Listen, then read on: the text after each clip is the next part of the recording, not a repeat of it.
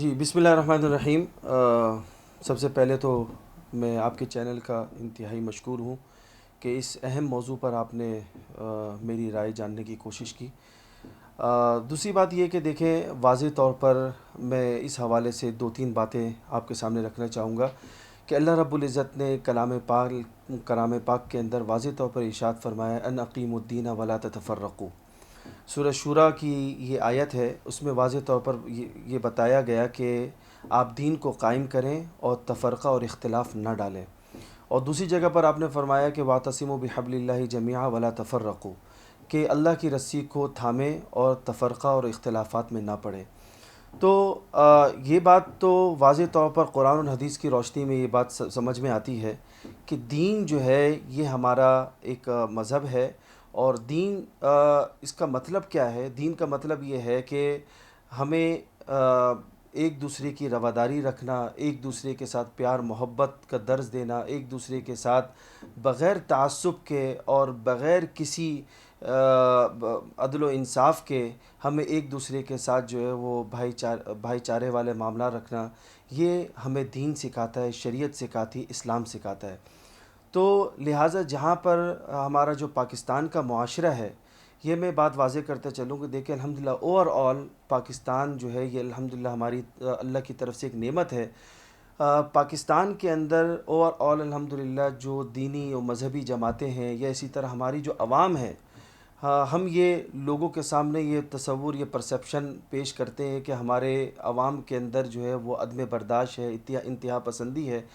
الحمدللہ پاکستان کے اندر ڈائیورسٹی ہے، پاکستان کے اندر تنوع ہے، اور یہ اختلاف مذاہب جو ہے، مذاہب کا مختلف ہونا، یہ میں کہتا ہوں کہ خوبصورتی کی علامت ہے۔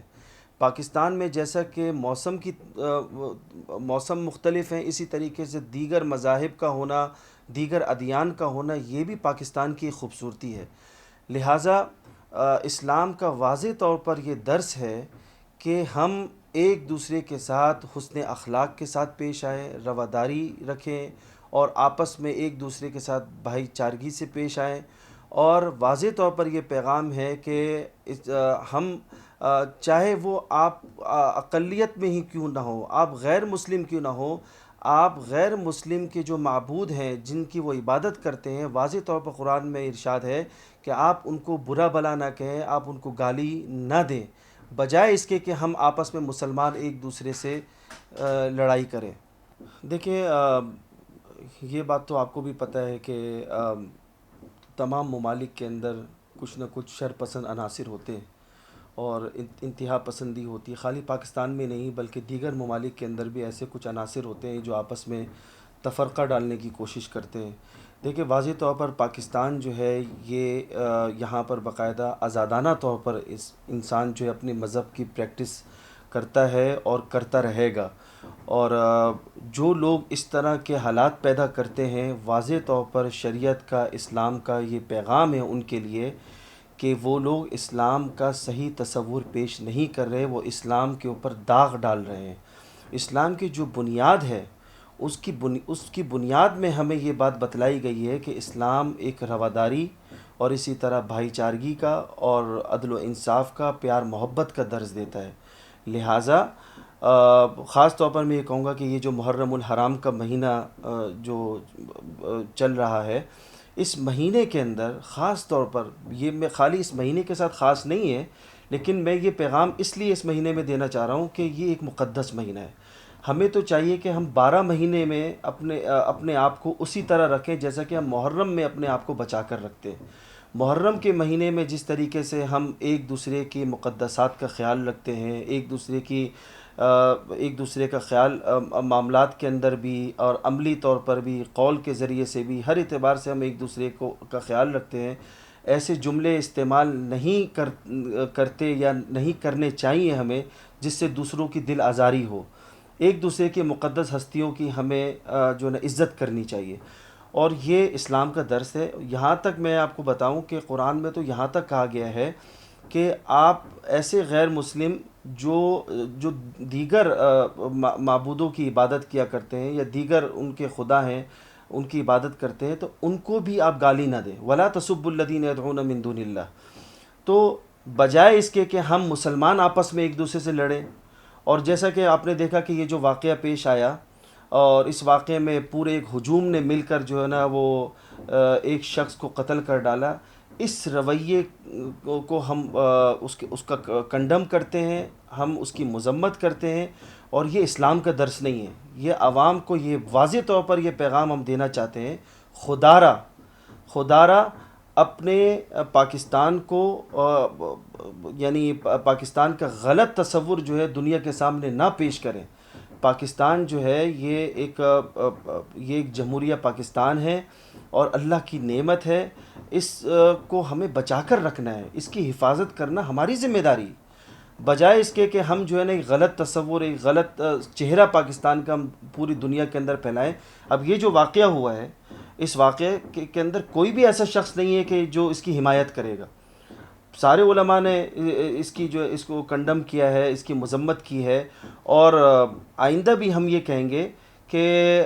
خدارہ اس طرح کا رویہ اختیار نہ کیا جائے، اور جو کرے ان کو کیفر کردار تک پہنچایا جائے، عدالتوں کے اندر ان کو لے جایا جائے، اور ان کو باقاعدہ سزائیں ہونی چاہیے جو اس طرح کا رویہ اختیار کرنے والے لوگ ہیں. باقی جیسا کہ آپ یہ جو محرم الحرام کا مہینہ ہے،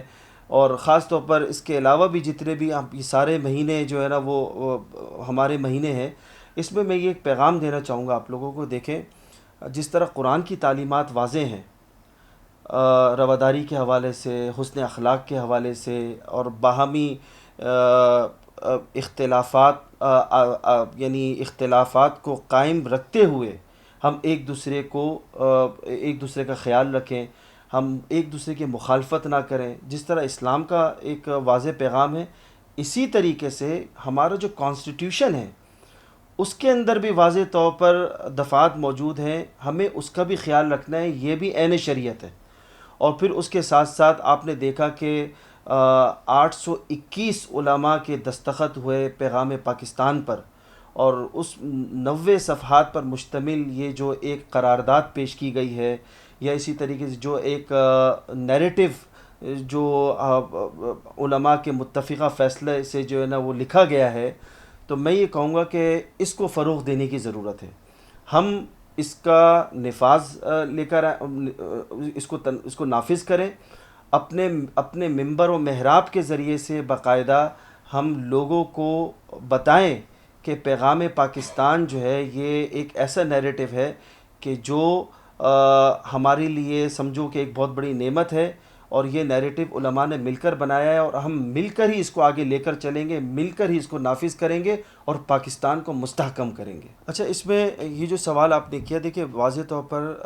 یہ بات ٹھیک ہے کہ دونوں طرف سے ہمیں تحمل کا مظاہرہ کرنا چاہیے. لاؤڈ سپیکر کا استعمال ضرور کریں، لیکن اتنا استعمال کریں کہ دوسروں کو تکلیف نہ پہنچے. اتنا لاؤڈ سپیکر کا استعمال کریں کہ جہاں تک لوگ بیٹھے ہیں وہیں تک آواز پہنچے. نمبر 1. نمبر 2 یہ ہے کہ ان لاؤڈ سپیکروں کو آپ دین کے پھیلانے کے لیے استعمال کریں. ان لاؤڈ سپیکروں کو آپ رواداری اور محبت کا درس دینے کے لیے استعمال کریں، بجائے اس کے کہ ہم ایک دوسرے کی مقدس ہستیوں کو برا بھلا کہیں، یا کسی بھی حوالے سے ہم ایسے الفاظ یا ایسے جملے ادا کریں جس سے دوسرے کی دل آزاری ہو. تو اس حوالے سے میں یہ واضح پیغام دینا چاہوں گا، اگر کوئی ایسا معاملہ ہو بھی جاتا ہے، اللہ نہ کرے، خدا نہ خواستہ، تو اس کے لیے میرے اور آپ کے لیے یہ لازم نہیں ہے کہ ہم ریاست کی چیزوں کو اپنے ہاتھ میں لیں. ہم باقاعدہ اس حوالے سے جو بھی ایسے معاملات ہوں، ہم ریاست کی طرف متوجہ ہوں، ہم عدالتوں کی طرف متوجہ ہوں، ہم جو ہے وہ اپنی حکومت کو اس بات کی طرف لے کر آئیں، بجائے اس کے کہ ہم خود ایسے کوئی فیصلہ کریں، خود اپنا ہاتھ اٹھائیں یا انتہا پسندی کا شکار ہو جائیں. اس کے لیے ہمیں تحمل مزاجی بردباری اختیار کرنی ہوگی، اور اس کے اندر ہمیں لیگل راستے ہمیں اختیار کرنے چاہیے. حضرت عمر رضی اللہ تعالیٰ عنہ کی جو آپ نے مثال پیش کی، دیکھیں ایک ہی واقعہ میں آپ کے سامنے رکھنا چاہوں گا. حضرت عمر رضی اللہ تعالیٰ عنہ کا ایک غلام تھا، وہ غیر مسلم تھا. حضرت عمر رضی اللہ تعالیٰ عنہ نے ان کو 12 مرتبہ اصرار کیا کہ بھئی آپ اسلام قبول کر لیں، آپ دین اسلام میں داخل ہوں. غلام نے کہا کہ میں اسلام قبول نہیں کرنا چاہتا.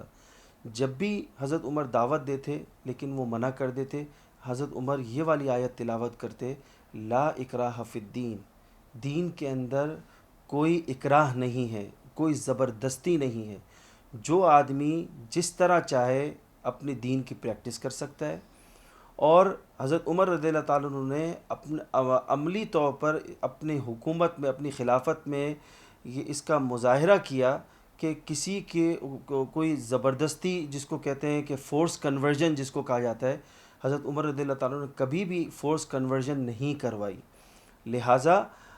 ہماری بھی یہ ذمہ داری ہے کہ ہم ہر آدمی کے لیے جو بھی اپنے دین کی طرف اپنی دین کی پریکٹس کرنا چاہتا ہے، ہم اس کو اجازت دیں، وہ کام کر سکتا ہے، وہ اپنی عبادت کرے، اپنی عبادت گاہوں کو قائم کرے، عبادت گاہیں بنائیں اور اس میں اپنے پریکٹس کریں۔ دیکھیں، سب سے پہلی تو اس کی وجہ یہ ہے کہ تعلیمات کا فقدان ہے۔ جتنا ہمارے اندر جہالت ہوگی، جتنا ہمارے اندر لٹریسی ریٹ کم ہوگا، اتنے ہی جو ہے وہ ہمارے اندر عدم برداشت بڑھتا چلا جائے گا، نمبر ایک۔ دوسرے نمبر پر بات یہ ہے کہ ہم نے آداب اختلاف کو اپنی زندگیوں سے نکال دیا، کہ یہ بات تعلیمات کے اندر ڈال دینی چاہیے، اپنے کریکولم میں، اپنے نصاب تعلیم میں ہمیں ڈال دینی چاہیے کہ اختلاف آپ کو ہر کسی سے، ایک گھر میں بہن بھائی ہوتے ہیں، اس میں اختلاف ہو جاتا ہے، لیکن ہم کس طریقے سے اس اختلاف کو مخالفت میں نہ بدلیں، اس اختلاف کو خلاف میں نہ بدلیں۔ لہٰذا یہ واضح طور پر ہمیں اپنے نصاب تعلیم پر نظر ثانی کرنی چاہیے، اور اس میں ہمیں ان چیزوں کو آداب اختلاف کو داخل کرنا ہوگا، ہمیں اس میں رواداری کو، برداشت کو اور ان چیزوں کو نصاب میں داخل کرنا ہوگا، جس سے انشاءاللہ معاشرے میں تبدیلی آئے گی۔